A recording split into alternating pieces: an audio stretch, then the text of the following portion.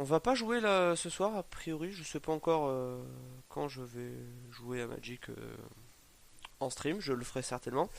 Et donc là, j'ai plutôt envie, là, j'ai réussi à obtenir 3 boosters de l'édition Sombre, Sombreland. Une édition que je ne connais pas puisque je ne jouais pas à Magic en 2008. Ça commence déjà à dater puisque ça fait 8 ans. En 2008, j'étais post-bac et je ne jouais vraiment décidément plus à Magic. J'avais revendu mes cartes depuis un bon bout de temps.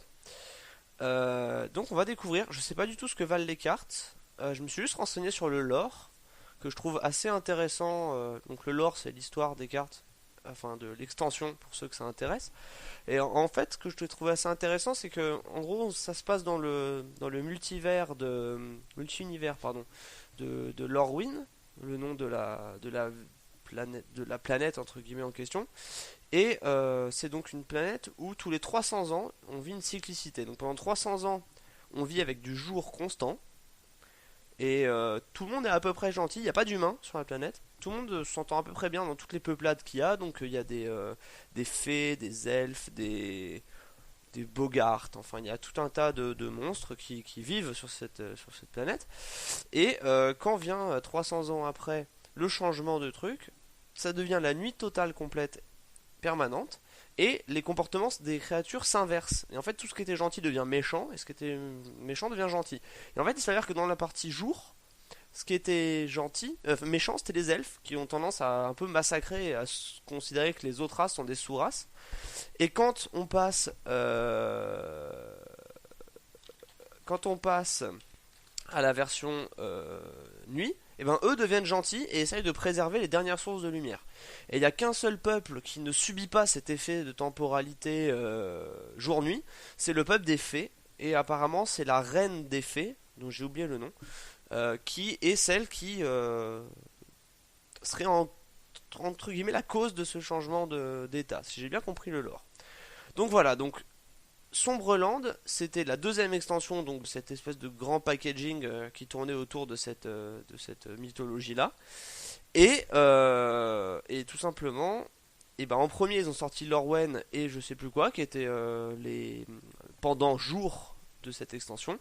Et là on arrive au pendant nuit de cette extension avec Sombreland. Et donc là on va ouvrir les paquets. Donc je sais vraiment pas ce qui vaut quelque chose ou quoi. J'ai même pas prévu de boost. Je vais prendre quand même des sleeves de protection pour au moins protéger les rares dans le doute. Ne sachant vraiment pas ce qu'elles valent.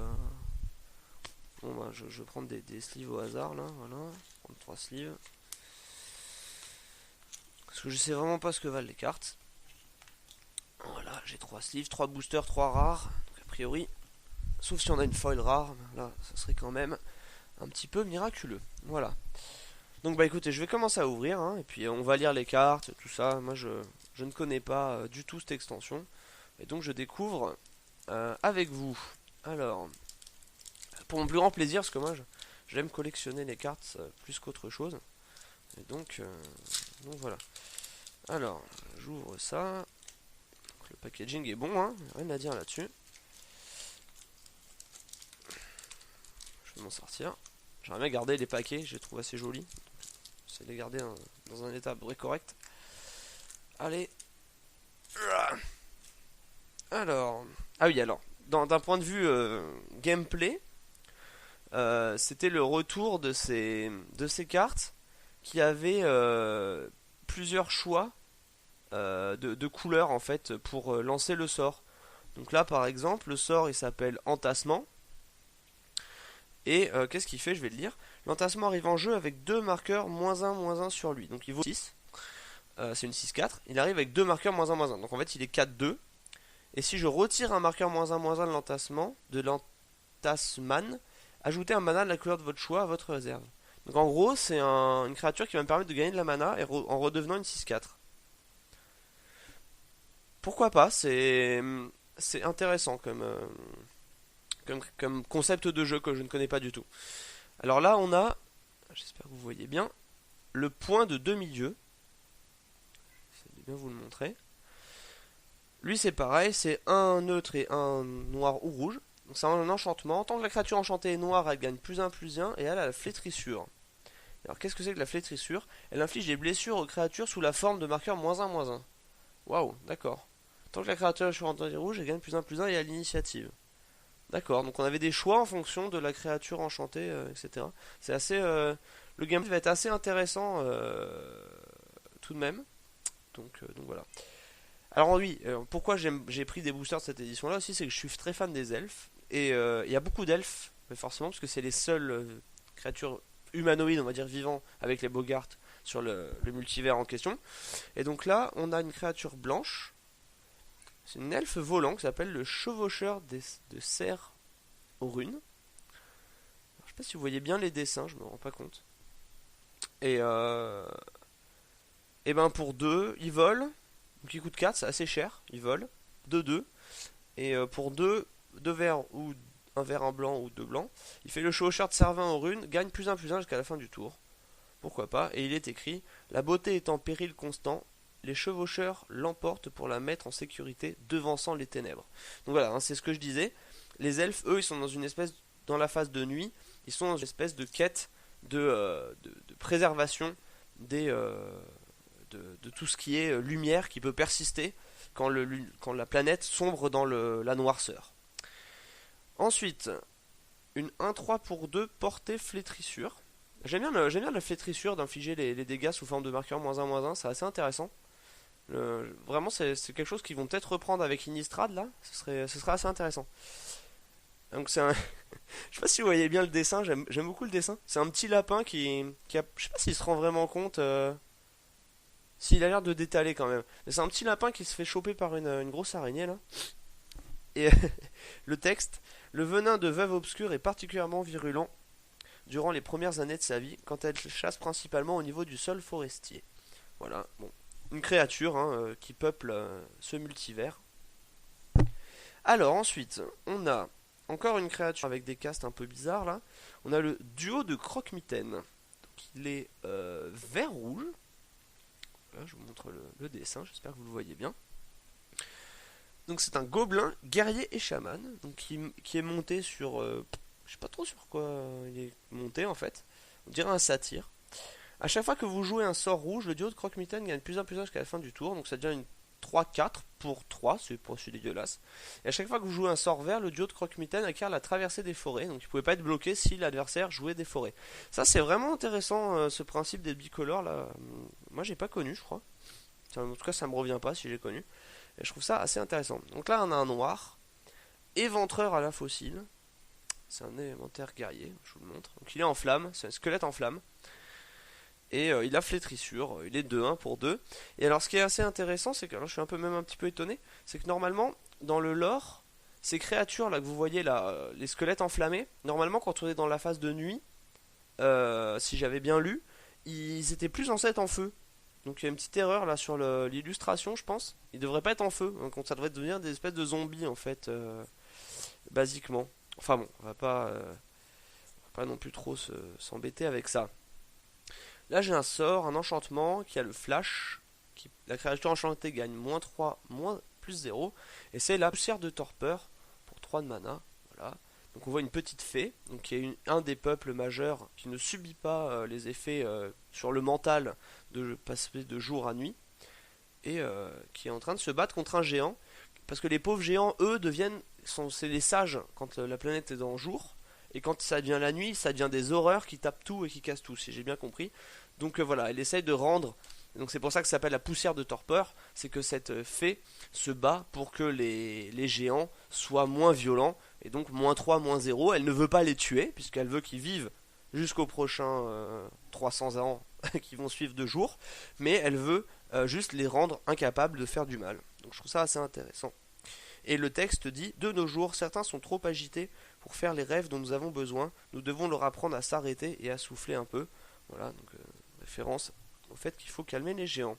Oh, ça j'aime bien. Alors un elfe 1-1 qui peut se payer soit avec un vert, soit avec un blanc, et qui pour un vert ou un blanc sacrifiait le chasseur elfe, détruisait l'enchantement ciblé. J'aime beaucoup le dessin. L'elfe a l'air un peu vieux et un peu flétri, mais j'aime bien le dessin. Ensuite, pour un noir, nous avons un adepte fumant. Donc c'est encore une fois, c'est ces squelettes en feu. Alors j'arrive vraiment pas à savoir si c'est une erreur ou si c'est moi qui ai mal lu. Et lui, il fait quoi? À chaque fois qu'un joueur... Ah mince, j'ai pas lu le texte du chasseur, excusez-moi. Il dit quoi? Sombreland est infecté par toutes sortes de malédictions, de fléaux et de malheurs. Nous les chassons quête périlleuse après quête périlleuse. Donc un elfe qui a la volonté de faire du bien quand même. Et donc ce noir adepte fumant, à chaque fois qu'un joueur joue un sort noir, vous pouvez payer un supplémentaire. Si vous faites ainsi, le joueur ciblé perd un point de vie. Pourquoi pas. Et le sort c'est la vie est un cercle, la mort est un cercle vicieux. J'aime beaucoup la citation. Ensuite nous avons un artefact épouvantail pour 4 qui s'appelle le corbeiller. Donc c'est une espèce d'épouvantail en, en paille. Pour 1, le corbeiller devient de toutes les couleurs jusqu'à la fin du tour. Alors j'imagine que ça avait des synergies potentielles. Et son texte, autrefois les outils des fermiers sangamis, des épouvantails de toutes formes hantent les champs de Sombreland, animés par une magie rituelle résiduelle. Donc voilà, c'est ça, c'est quelque chose qui s'anime quand il fait nuit. On va pas tarder à arriver aux Unco et aux rares. Et aux tokens éventuels. Je sais pas s'il y avait beaucoup de tokens à l'époque comme maintenant. Donc là on a une créature pour 1 blanc qui s'appelle mise à nu. Détruisez tous les auras et tous les artefacts, tous les équipements attachés à la créature ciblée. Et donc on voit tout simplement que l'équipement qui entoure cette créature disparaît. Donc on a un gobelin tout nu, c'est bien une mise à nu. Et le texte, toutes les illusions sont effacées, tous les mensonges révélés et la chair exposée. Et c'est Awila, protecturge elfe, qui dit ça. Donc qui est un des grands combattants du truc. Et là on arrive aux premières Unco. Alors, j'ai eu l'essaim de Faeries. Je vous montre avant de lire la textbox. C'est une jolie petite fée rouge, enfin plusieurs fées rouges en fait, qui ont l'air de se diriger vers le ciel en sortant des abîmes. Alors ça donne une... J'aime bien parce qu'on a l'impression qu'elle sort de l'eau, alors que je pense pas. Et peut-être que c'est juste un effet du fait que ce soit très sombre. Donc on va voir. Donc qu'est-ce qu'elle fait? Elle a le vol. La force et l'endurance de l'essaim de Faeries sont chacune égales au nombre de permanents bleus que vous contrôlez. C'est pas mal, même si malheureusement on contrôle rarement beaucoup de permanents en tant que bleus. Mais bon, rigolo. Et donc le textbox, épargné par l'aurore, les Faeries d'Oona accueillirent la nuit comme tout autre jour. Donc voilà, c'est ce que je vous disais. Hein. Les fées ne sont pas atteintes par donc la grande aurore, qui est le changement jour-nuit qui s'opère tous les 300 ans pour cette planète. Alors, je vais voir si on peut poser ça là pour éviter de les abîmer trop. Ensuite, nous avons les hurlements de la meute nocturne, une carte pour 7, qui est très jolie. On voit plein de loups qui sortent des bois là, j'aime beaucoup. Je trouve ça assez intéressant. Et c'est mettez en jeu un jeton de créature 2/2 vers loup pour chaque forêt que vous contrôlez. Donc c'est à dire qu'au tour 6, si on est mono vert, on a au tour 7, on a 7, au moins, on peut avoir 7 forêts et se faire popper 7/2/2, ce qui est pas mal si le mec a pas de race en face. Et le textbox, les horreurs meurtrières de la garenne du corbeau sont légendaires, mais même ce lieu hanté se tait quand les loups nocturnes commencent à hurler. Voilà. La troisième et dernière unco, c'est le géant furtif ou le pauvre. Alors l'illustration est assez horrible. On voit ce pauvre géant qui est entouré par des milliers de petites personnes. Je ne sais pas si vous les voyez là à ses pieds là, ils sont tout petits, qui sont avec des torches et qui essaient de le brûler. Et le pauvre était furtif. ou alors les humains passent à côté sans voir que... Enfin les bogarts passent à côté sans savoir que c'est un géant. Ah c'est ça en fait. C'est une procession de bogarts qui se baladent de nuit, parce qu'il fait nuit, parce que c'est une nuit permanente, avec leurs torches, et qui passent à côté de lui sans le voir en fait. D'où le géant furtif. Ce qui est amusant. Donc il a flétrissure. C'est une 4/4 pour 4. C'est pas dégueulasse. À chaque fois que le géant furtif bloque ou devient bloqué, il gagne -3, -0 jusqu'à la fin du tour. Donc ça c'est vraiment une créature. Son but c'est pas de mettre 4 de dégâts, ça va être de mettre des flétrissures. Et ouais d'accord. De mettre des flétrissures sur les créatures. C'est rigolo. Et le textbox c'est faut vraiment que je trouve une meilleure cachette. Parce que je crois qu'en fait il est au milieu d'un feu ou je sais pas trop. Enfin, c'est assez rigolo. J'aime bien beaucoup cette carte. Et la rare que vous attendez tous. Alors, je pense que c'est pourri, mais on va voir. La carte est très jolie. Ça s'appelle... Alors, attendez, on me parle.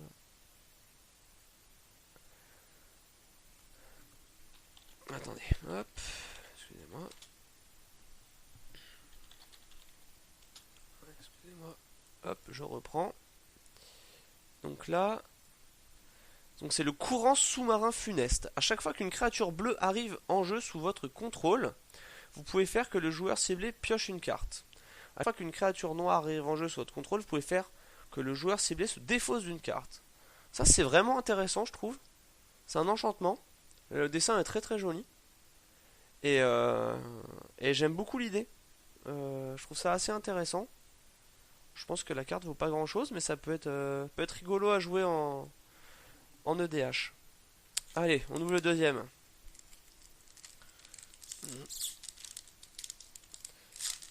On ouvre le deuxième booster. Allez, hop. Et oui, j'ai eu un, pardon, j'ai eu un token esprit. Bon, je sais pas si c'était rare à l'époque ou pas. Je pense pas vu que j'ai l'air d'en avoir un autre. Donc, euh, donc c'est un de pas être rare. Alors, on est parti. On va aller un peu plus vite parce qu'on m'attend. Alors, la première, une faucille de flétrissement. C'est un artefact équipement. La créature équipée gagne +1/+0 et a la flétrissure. Et on l'équipe pour 2 pour 2. Un équipement somme toute tout à fait classique. Mais je sais pas à quel point la flétrissure était forte dans l'extension. Ensuite, j'ai une somnomancienne. Le dessin est magnifique. Donc c'est une 2. On paye avec un bleu ou un blanc et un autre. Quand le somnomancien... Ah pardon, il y avait un texte sur la... Excusez-moi, sur la flétrissure. Ses cicatrices sont plus profondes que son entaille. Effectivement, puisqu'elle met la souillure.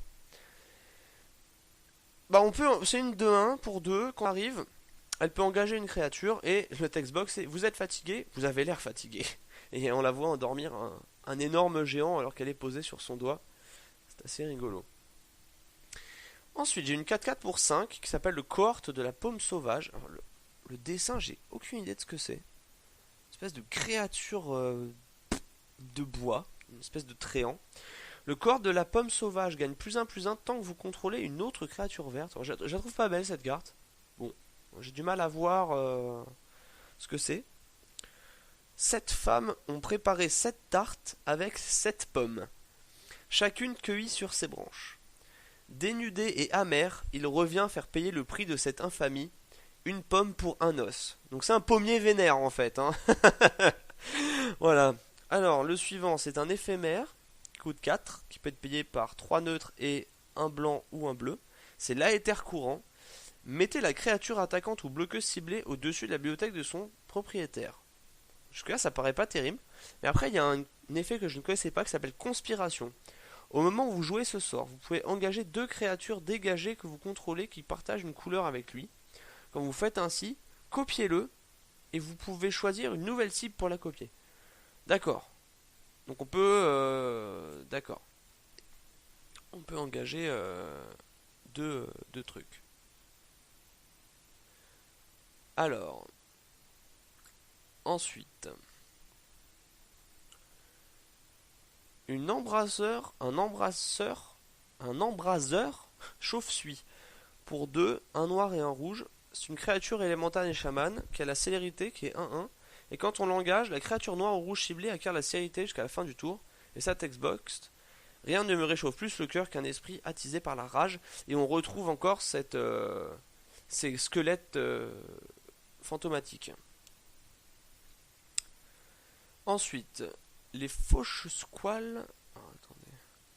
On me dit que la qualité d'image est mauvaise, sauf que je suis en 720p, donc je vais avoir du mal à faire mieux que ça. Désolé. Alors, le fauche squale d'Ouiziablon. C'est un nom d'un soldat, 3-3 pour 5. Persistance. Quand cette créature est mise dans un cimetière depuis le jeu, s'il n'y avait pas de marqueur -1/-1 sur elle, renvoyez-la en jeu sous le contrôle de son propriétaire avec un marqueur -1/-1 sur elle. D'accord, ça explique son prix un peu cher de 5. Peut revenir. Leurs écailles tranchantes seraient parfaites pour une armure s'ils voulaient bien mourir. La carte est assez jolie. C'est un ondin un peu zombie qui sort d'un marécage. J'aime bien l'idée. Alors, ensuite, on a une fiole d'ailleurs. Oups, là, la carte est très belle. Quand la fiole d'ailleurs arrive en jeu, on pioche une carte. Et quand on la sacrifie, elle coûte 2. Hein. Quand on la sacrifie, choisissez un type de terrain de base. Chaque terrain que vous contrôlez devient ce type jusqu'à la fin du tour. Donc ça nous permet de lisser la courbe de mana sur le coup. Et le texte, une nuit, Oona mit le ciel en bouteille. La nuit suivante, elle aligna les étoiles et les libéra. Et je trouve la carte vraiment extrêmement jolie. Le Feni V1 pour un blanc. La créature ciblée devient blanc jusqu'à la fin du tour. Engagez cette créature, piochez une carte. Bah, une pioche pour un qui en plus engage la créature. Ma foi, ça je trouve que c'est une bonne commune. Hein. Ensuite on a le Vigile Zélé pour un blanc ou un bleu, 1-1 avec flash. Les gardiens de parapet patrouillent le périmètre du Dune, faisant signe aux autres qui patientent dans l'ombre. Donc ça c'est une race humanoïde qui peuple Sombreland. Et si j'ai bonne mémoire, c'est une race qui parle par psyché uniquement. Voilà, voilà. Ensuite, on a l'épouvantail Elgard, encore un épouvantail. Donc c'est une créature artefact épouvantail, une 2-4 pour 4. L'épouvantail Elgard a la vigilance tant que vous contrôlez une créature blanche. L'épouvantail Elgard a le vol tant que vous contrôlez une créature bleue. Donc ce serait bleu-blanc vigilant. Ce serait, si on est en bicolore, ce serait une vigilance vol pour 2-4 pour 4, c'est pas mal. Les ailes sont maintenues en place par des baguettes en osier. Les baguettes sont maintenues en place par la foi. Voici cette carte que je trouve personnellement assez jolie. C'est une tête de dragon assez sympathique. Ensuite, on arrive à la dernière commune. Donc le token, c'est un token elfe. Hop, on s'en fout. Alors, le rite. Pour 2, le rite de Phtizi. Donc c'est un rituel qui est mené par les squelettes. En tant que coup supplémentaire pour jouer le rite de Phtizi, sacrifiez une créature. Le rite de Phtizi inflige au joueur ciblé un nombre de blessures égal à la force de la créature sacrifiée. Vous gagnez autant de points de vie que de blessures infligées de cette manière. Pourquoi pas? Écoutez, je sais pas si c'était très joué. La carte est assez jolie en tout cas. Avec ce cercle rouge autour de l'arbre. Moi j'aime bien. Première unco. Chaîne mordante pour 5, ça me paraît cher. C'est un enchantement. Je contrôle la créature enchantée. Au début de votre entretien, mettez un marqueur -1/-1 sur la créature enchantée. Ouais, ça c'est pas terrible. Une chaîne de mensonges aussi résistante que l'acier. La carte est en plus pas très jolie, je trouve. Mais bon, pourquoi pas, je sais pas si c'était joué à l'époque. Une unco. L'envoûteur de croque-miettes, pour 2, une 2-1. 1 et un rouge ou un vert. Pour un rouge et un vert, chaque créature bloquée gagne +1/+0 et acquiert le piétinement jusqu'à la fin du tour. C'est pas dégueulasse, c'est une 2-1. Et le texte, le gang de croque-miettes n'a pas de mot pour désigner le sort qui enfle leur rage instinctivement en folie meurtrière, ce qui ne l'empêche pas de l'utiliser. Ils savent pas d'où vient leur puissance, les gobelins. Par contre, ils savent l'utiliser. Donc +1 piétinement pour toutes les créatures qui sont bloquées, c'est ça? Ouais, qui sont bloquées. C'est pas mal. Ça fait un petit trick de combat sympa.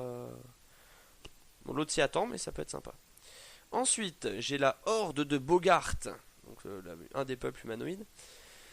La force et l'endurance de la horde de Bogart sont chacune égales au nombre de permanents rouges que vous contrôlez. La horde de Bogart ne peut pas être bloquée excepté par 2 créatures ou plus. Donc ça a la menace, et c'est un peu comme les petites fées tout à l'heure. Et le texte est rigolo. La stratégie est un concept rangé pour l'esprit sauvage des Bogart, mais la charge en masse leur réussit toujours. Et le dessin est assez sympathique, puisqu'on voit un déferlement de Bogart apparaître. J'aime bien ces hordes. Et alors la rare, donc c'est un enchantement encore, ça doit être assez pourri je pense. C'est pour 4, 2 neutres, un noir ou un rouge, un noir ou un rouge. Au début de l'étape de pioche de chaque joueur, ce joueur pioche une carte. A chaque fois qu'un joueur pioche une carte, les visions de dépit infligent une blessure au joueur. Ah mais non, mais c'est un peu le même principe en fait. D'accord, donc en fait c'est exactement le même principe que le rare que j'ai eu avant, mais en bicolore en fait. Pardon, je me mélange les pinceaux. Hop. C'est comme le courant. Sauf qu'au lieu de faire défausser, ça perd un point de vie. Pourquoi pas. Le dessin est très joli par contre. C'est un enchantement. Pourquoi pas. Peut être rigolo. Et le dernier que je vais ouvrir.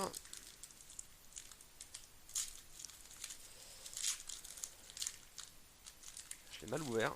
Pas grave. Le dernier que je vais ouvrir. Ah, Scheiße.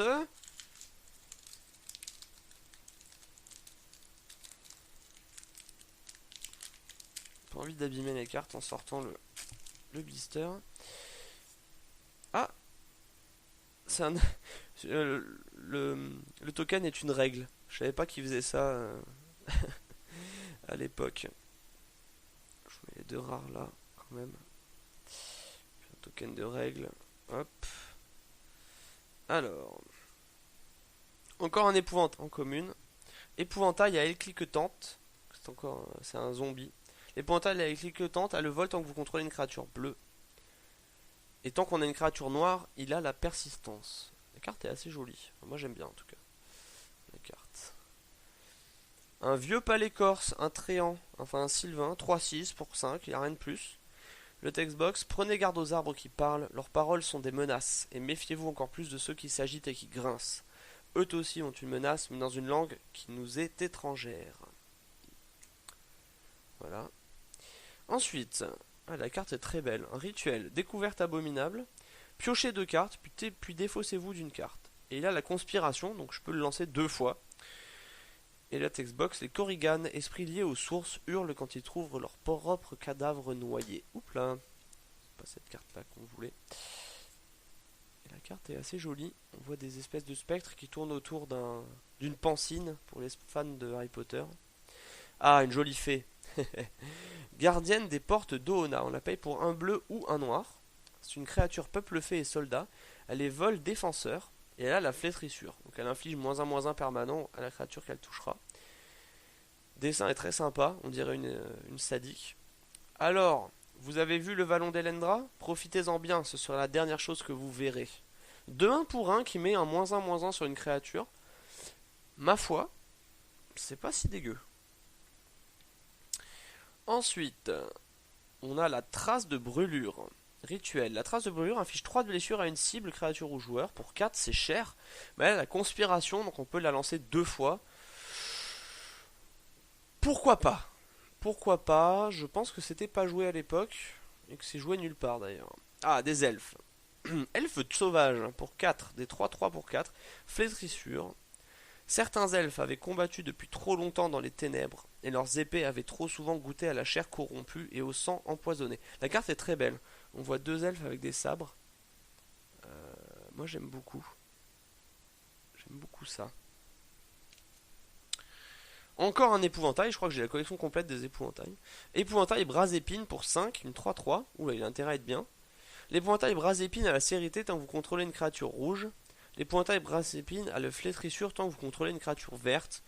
Ouais, pour 5, je suis pas convaincu là, j'avoue. Le dessin est joli par contre. Le dessin est vraiment sympa. Ah, sachant que c'est une bonne carte. Un éphémère. Siphonner les sorts pour 2, 1 et 1 bleu. Contrecarrer le sort ciblé à moins que son contrôleur ne paie 1 pour chaque permanent bleu que vous contrôlez. Ça c'est pas mal. Et le texte, Warwick Brutcharm se sentit trahi par son aura quand elle cessa de l'envelopper, lui préférant les profondeurs de la rivière de Bruinerance. Le dessin est assez joli, c'est une espèce de melt. J'aime bien. Allez, on arrive bientôt. Encore 3 communes. Et on arrive aux zones co. Alors, le boucher rouille rasoir pour 2, 1, 2, initiative flétrissure. Le dessin est super rigolo. La lame des sanguinaires est salée au sang et poivrée à la rouille pour un massacre bien assaisonné. J'aime bien le textbox. Feu aphotique. Donc on voit un ondin se faire manger. La créature ciblée devient noire et acquiert la peur jusqu'à la fin du tour. Je ne sais pas ce que c'est la peur. Piochez une carte pour un noir. C'est pas mal. Les suivre aux pensées souillées par le mal. Les suivre aux pensées souillées par le mal hantent les marais vaseux qui entourent les Bruinerances. J'aime beaucoup le dessin. Pour le coup. Qui est très très très sympathique. Ensuite, qu'avons-nous en commune encore? Le défieur au bouclier Sangami pour 2, 1 et 1 blanc. Une 1-1, c'est un peu pourri. Pour 1 blanc et l'engagé, la créature bloqueuse ciblée gagne +2/+2 jusqu'à la fin du tour. Ça mal, parce qu'en fait, ça veut dire qu'il pouvait lui-même bloquer et devenir 3-3 pour bloquer. Donc c'est pas si mal. La glyphe Nova est un puissant symbole, un bouclier qui est gravé peut résister à la force de géants les plus déterminés. Donc je retire ce que j'ai dit, c'est pas si mal parce qu'en fait c'est une 3-3 pour 2, moyennant un coup à chaque fois. Ensuite, en Unco, la carte est belle, s'appelle Peine de prison, enchantée créature. La créature enchantée ne peut ni attaquer ni bloquer et on ne peut pas utiliser ses capacités actives. A chaque fois qu'une créature arrive en jeu sous le contrôle d'un adversaire, vous pouvez attacher la peine de prison à cette créature. Vider la cellule au suivant. Donc c'est pas mal parce qu'on peut... C'est un peu comme un collet de stase actuellement, mais qu'on pourrait changer d'une créature à l'autre en fonction des besoins. C'est assez rigolo. Ensuite on a repoussement des intrus pour 4, éphémère.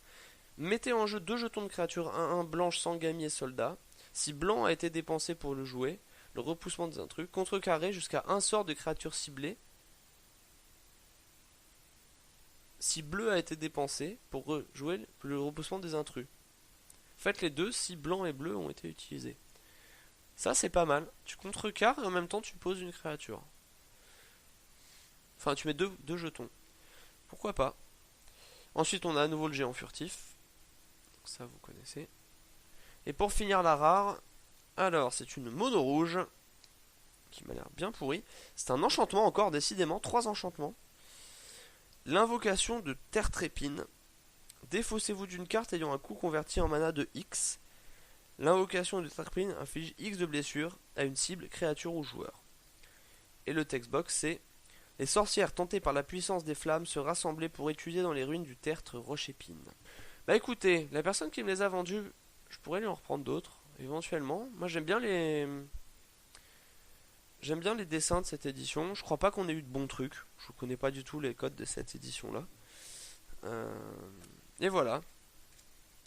Moi, je vais les ranger dans mes classeurs de choses anciennes. Et puis, je verrai ce que j'en fais plus tard. Voilà. Et ben, j'espère que ça vous a plu un minimum. Moi, je vais aller jouer à Dota, là. Si ça vous voulez rester pour découvrir Dota ou jouer à Dota avec nous. Et voilà. Je vous dis à plus. Salut.